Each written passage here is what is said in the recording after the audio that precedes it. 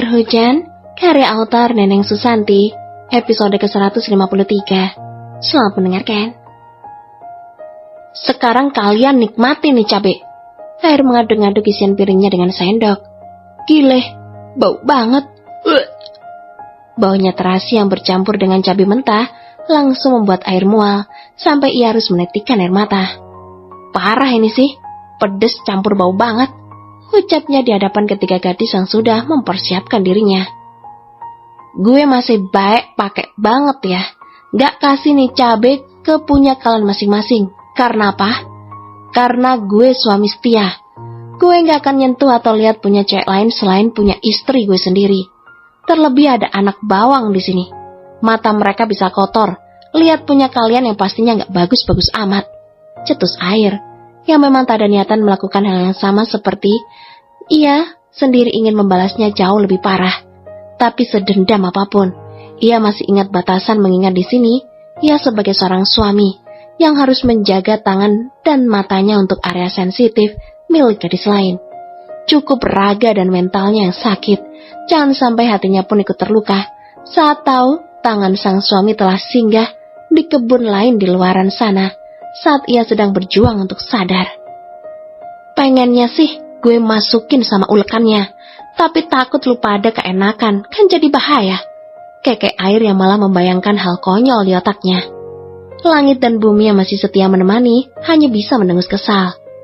Woi, cepetan! Teriak putra angkat mamanya itu. Slow bang. Tiga gadis itu tak lagi bisa bicara apa-apa, meski dalam hatinya masih bisa bersyukur karena Air tak melakukan apa yang mereka lakukan pada Hujan. Hanya derai air mata dan rasa sesal yang menyelimuti pikiran dan hati mereka saat ini. Ribuan kata maaf pun rasanya tak lagi mungkin didengar oleh Air. Buka mulut kalian, titah pewaris utama Rardian itu. Ketiganya menggelengkan kepala, terlebih saat Air semakin mendekat ke arah mereka yang tubuhnya masih diikat oleh tali. Enggak ini pedes sama bau banget, ucap Melan sambil terus menghindar. Enak, asin-asin gimana gitu, kekek Air sambil terus menyodorkan sendok ke mulut Melan yang masih menggelengkan kepalanya. Buka mulut lu, atau gue olesin nih cabai ke mata lu, hancam Air pelan namun penuh penegasan. Melan yang takut akhirnya membuka mulutnya sedikit, dan dengan cepat Air memasukkan sesendok sambal cabai ke dalam mulutnya. Telen, awas dibuang, sentak Air tak main-main. Tanya Melan, Vika dan Sarah pun mendapatkan gilirannya masing-masing. Ketiganya menjerit-jerit karena rasa pedas dan asin yang mereka rasakan. Belum apa-apa rasa sakit di perut pun mulai menjalar. Ampun ini sakit banget, lirih Vika yang sudah sangat lemas. Keringat sudah sangat membanjiri tubuh molek ketiganya. Masih untung pedes.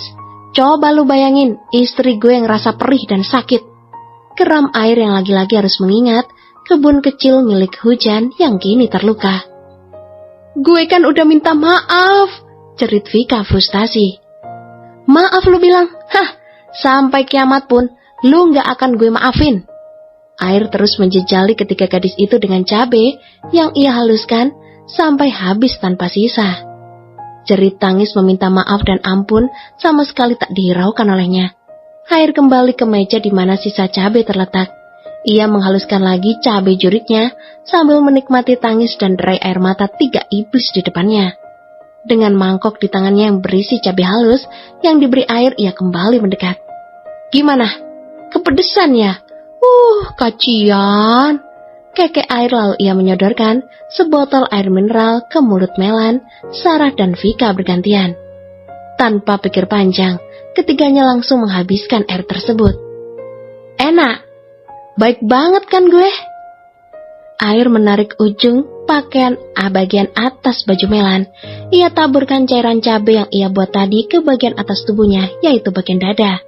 Ia pun melakukan hal yang sama pada Sarah juga Vika. Tiga iblis itu kembali menjerit kepanasan dan gatal. Ampun, panas banget, gue gak kuat, keluh Vika yang hampir tak sadarkan diri. Bodoh amat, jawab Air santai. Air, pinta Melan memohon. Oh, masih kepedesan ya? ejek air sambil berlalu mengambil satu botol lagi air mineral. Gue mah masih punya peri kemanusiaan, gak kayak kalian, laknat pakai banget dah.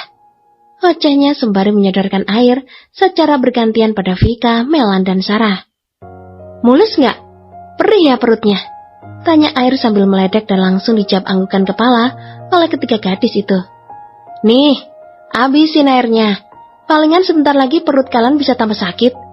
Karena dalam air yang tadi kalian minum, gue udah campur obat yang bisa bikin rahim kalian rusak parah. Lu hancurin milik istri gue akan balas hancurin hidup kalian jadi wanita cacat seumur hidup. Sentaknya dengan keras dan puas. Penuturan air tentu membuat ketiganya terkejut. Bye-bye, cewek-cewek mandul. Episode ke-154. Selamat mendengarkan. Bye-bye, cewek-cewek mandul. Air meninggalkan ketiga gadis yang sedang menangis histeris itu begitu saja di dalam ruko. Ia pergi bersama bumi dan langit, yang sudah tak lagi bisa membuka mata karena mereka menahan rasa kantuk. Udahan kak? Tanya langit saat ketiganya masuk mobil. Belum lah, enak aja cuma begitu, jawabnya sambil menyalakan mesin mobil. Di antara mereka, tentu hanya air yang belum merasa lelah dan mengantuk. Terus mau diapain lagi? Selak bumi yang sudah meringkuk di kursi belakang mengatur posisi tidurnya agar lebih nyaman. Nanti ada Sela sama Manda yang datang ke sana, jawabnya dengan senyum menyeringai. Ngapain? Langit dan bumi bertanya secara berbarengan. Tebak aja ngapain? Kekek air sambil membayangkan apa yang akan dilakukan dua sahabat wanitanya itu pada Vika, Melan, dan Sarah. Manda itu bukannya yang dulu diomelin sama Uncle gara-gara bikin tato kodok di tangannya Mita ya? Tanya langit sambil mengingat-ingat kejadian beberapa bulan lalu. Iya tuh kodok padahal kecil banget ya. Kekek air sambil terus fokus pada jalan di depannya yang nampak sangat sepi karena waktu sudah hampir pagi. Terus itu si Manda mau kamu suruh apa kak?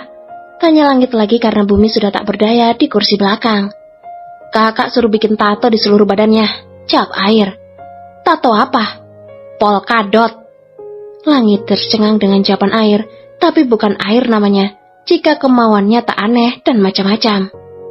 Coba aja abang bayangin, kepala mereka botak, badannya warna-warni, terus juga mandul.